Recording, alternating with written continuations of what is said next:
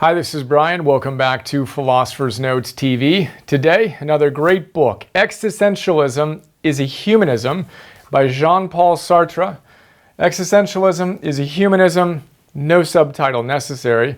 Jean-Paul Sartre was, as you may know, one of the leading intellectuals of the 20th century, the leading proponent of existential philosophy. In this book, it's a short little book, but densely packed with lucid wisdom, is a transcript of a speech he gave in 1945 to essentially an audience of critics, and he was addressing their criticisms of existentialism. I picked this book up after reading James Stockdale's Thoughts of a Philosophical Fighter Pilot. Stockdale has a series of essays, and one of them talked about a class that he once taught on moral philosophy, and he actually shared the syllabus of the class in the recommended reading. This was one of the books that they talked about in that class. I went ahead and bought this book and a ton of other ones that he used as sources that we haven't talked about yet. And I plan to walk through and work through each of those in the months and years ahead. So, Philosopher's Note, 5 big ideas. Another little thought just to connect. James Stockdale spent 8 years in a prison camp in North Vietnam. Sartre spent a year in a German Nazi prisoner of war camp in World War II. So they have that in common. And they also have just an absolute fierce resolve and commitment to our responsibility to act nobly. Stoicism and existentialism share that profound commitment to our responsibility, our option to, and our moral obligation to respond to life as nobly as we can. Another World War II prisoner, Viktor Frankl, who experienced the horrors of the concentration camps in World War II, echoes this same idea. He says that the last freedom that can ever be taken from you is your freedom to choose. You are responsible and you are called by life to respond appropriately. Each of these thoughts, the Stoicism, the Existentialism, the logotherapy of Frankl, echo one another in some really powerful ways. So, first big idea here, anguish. So anguish and abandonment and despair are common themes of existential philosophy. And Sartre talks about, what do we mean when we talk about anguish, right? And his critics were saying, such a pessimistic philosophy. And we're going to talk about how it's not actually a pessimistic philosophy. It's a sternly optimistic philosophy. But for now, anguish, how do we experience anguish in life? Well, Sartre tells us, and his existential colleagues tell us, that when you step back and you look at life, you realize that there's really no ultimate source of authority. The existentialists, of course, don't believe in the authority of kind of the big guy in the sky God telling us what we should do. And they say we exist and then we create our essence, hence existentialism. And we do that by making our lives one big project. And we need to realize that we are ultimately responsible for our choices. And not only that, but we need to live as if what we're about ready to do is going to be copied by the entire world. He says that's one way to arrive at what the noble moral action is. What would the world be like if everyone in the world did what you do and what you're about ready to do in this moment? He says that's the level of responsibility that we should feel called to embrace. And when you embrace that level of responsibility and you look at yourself relative to the behaviors you engage in imagining the world watching you and then emulating what you do, he says that creates anguish. Can I live up to that? There's a level of anguish in that. And he says that's actually a beautiful, powerful thing. It just is what it is when you accept that responsibility. And he says most people don't appear to have that anguish, but he says it's there. It's just under the surface, and they mask it and they numb themselves out so they don't need to actually think about this responsibility, and they'd prefer to blame everything around them and pretend like they don't have the responsibility. But the anguish doesn't go away, he says. And I've never used the word anguish to describe this state, but I do talk about its antidote quite a bit. I'll actually pause. Can you think of what I think and will suggest is the antidote to this anguish? I talk about it all the time. If you've watched many of these, you know that I mention this word. Anguish What is the antidote to anguish? Arete. The Greeks said the same thing. They said that, look, you have a responsibility. This is what you're capable of being. Your potential in any given moment is right there. If you are actually doing that, and there's a gap between what you're capable of expressing and what you're actually expressing, guess what exists in that gap? I've always said it's where regret and anxiety and disillusionment and depression exist. When you know you're capable of this, but you're only doing that, right? Well, guess what? Another word for that is anguish. There's an anguish that we feel. Our soul is begging us to do more. And that, if we're able to look at it cleanly, is a good thing. Because then we, as the Greeks suggest, live with arete. We close that gap. What happens when you close that gap? Well, you're not masking the anguish. You're experiencing the joy of flourishing, true eudaimonia, a sense of actually doing what you're here to do. That feels good. We want to experience that more. That is a quick look at my thoughts on anguish, the antidote, etc.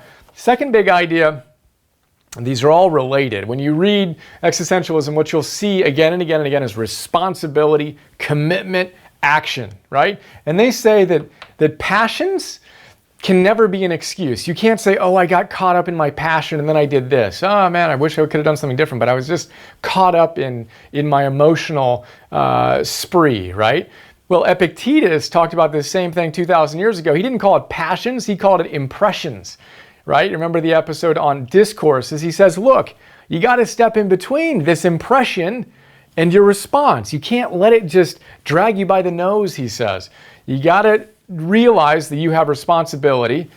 The existentialists say the same thing. You need to recognize you have a choice. You have responsibility, you have the ability to choose your response to any given situation. Don't ever use anything outside of you as an excuse.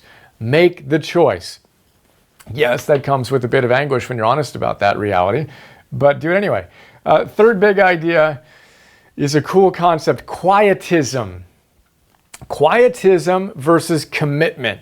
He says, look, let's be really clear. We're not talking about kind of rejecting reality and rejecting life in quietism, which for him means basically saying, resigning yourself to life and saying, oh, well, they can do things that I can't do. So there you go. I'm just going to kind of retreat cowardly back into my little hole. He says, no. You need total commitment. You need to take responsibility for what life is asking from you and not exert or exhibit, rather, this quietism. And Viktor Frankl, I talk about this in the note a lot.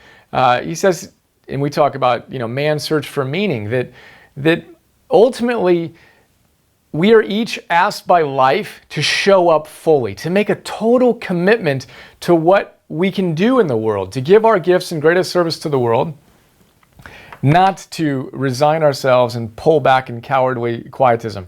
And then the fourth big idea is one of my favorites. Again, a lot of the critics that he was addressing in 1945 said, this is a pessimistic philosophy. You talk about abandonment, anguish, despair, etc. And he says, look, you know what? What you're really frustrated about with existentialism isn't our pessimism, it's our stern optimism. Because what we say is you have no excuses. You can't, just because you experience this anguish, doesn't excuse you from being responsible. We are stern optimists, and we say you're capable of this, and you need to go out and live it. And let's quit making excuses for your circumstances or your heredity or whatever it is outside of your control that has led you to be less than what you want to be, and take ownership of that. It's an amazing phrase, or a passage rather, that I capture in the note. Super intense. He says, look, you'd rather me tell you that, yeah, you didn't achieve all the things you wanted to achieve in life, right? You didn't achieve the great love that you wanted to have in your life, or write the great books you wanted to write, or raise the family you wanted to raise. And it was because it just didn't work out for you, right? You want me to tell you that it was the circumstances that just didn't quite line up. So you'd like me to tell you that, but the reality is it's because you didn't make the choices that would create that reality, and it hurts to be that real. And as I was reading it, it made me think of the fixed mindset vis-a-vis the growth mindset that we talk about all the time. Our culture is a fixed mindset attitude. And the basic idea there, again, is this idea that you either have it or you don't, right? So it's kind of outside of you. You either have athletic prowess or speaking ability or leadership competency or whatever it is, right? Whatever your domain is, you either have it or you don't. That rock star has it, right? But you don't. You just weren't born with it, right? Well, as Anders Ericsson says, we're all born with it. It is the gift that we all have, is the gift of adaptability. We can all, if we choose to, commit over the long run, do extraordinary things, but only few of us do, because most of us live in a fixed mindset culture, and this type of existential stern optimism is enough to shake you out of that stupor and take responsibility again and make a total commitment rather than retreating into that quietism. The fifth big idea, he says that moral choices are like a work of art, and not in this sense, in the sense of aesthetically, right? It's not that like your moral choices is just like this beautiful work of art, which I actually think it is too. But Sartre was saying in this context that it's more like the process of creating a work of art. So when you make moral choices, again, existentialists don't believe that you have this rule book handed down from you that's flawlessly perfect to tell you exactly what you should do in every single situation. He says that's kind of like someone telling an artist, okay, make this painting exactly this way. By definition, that's not art. The artist approaches the canvas that's blank, and they kind of figure out what they're going to create as they go, and it's all the artist, as they work with their medium and as they create a body of work, that they create this art, right? There's no a priori sense of this is how it should be and these are the rules and boom, there you go. It's figured out dynamically.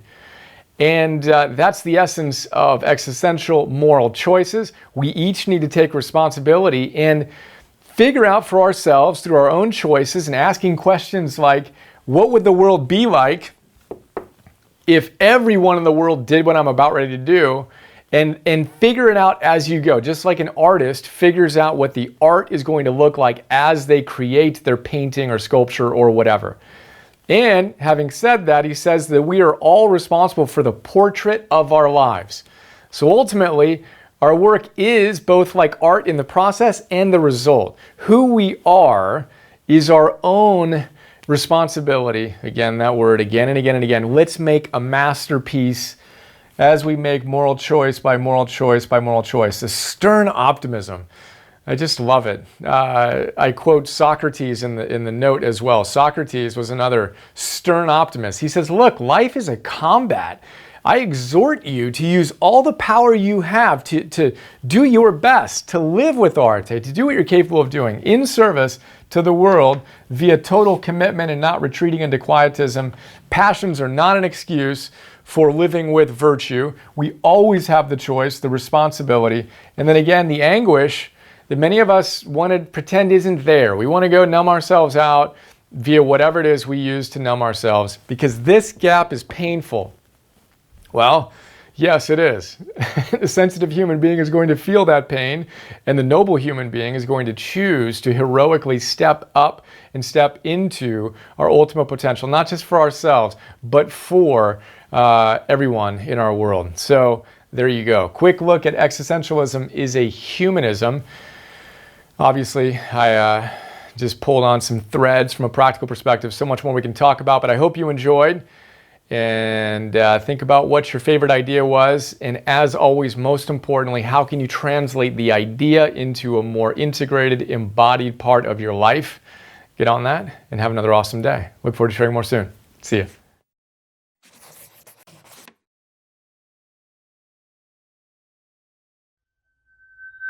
Isn't it a bit odd that we went from math to science to history, but somehow missed the class on how to live? For some wacky reason, Optimal Living 101 never made the schedule. Of course, it's too late to go back and change that, and you're too busy to read full-time to catch up. Yet, if you're like us, you're all about optimizing your life and actualizing your potential. So imagine this. Imagine having someone read the best books on optimal living, and pulling out the big ideas that can truly change your life. You know, those sections you asterisk and underline and mark all up. Then imagine that guy, me, connecting those ideas to other great books and helping you apply them to your life today.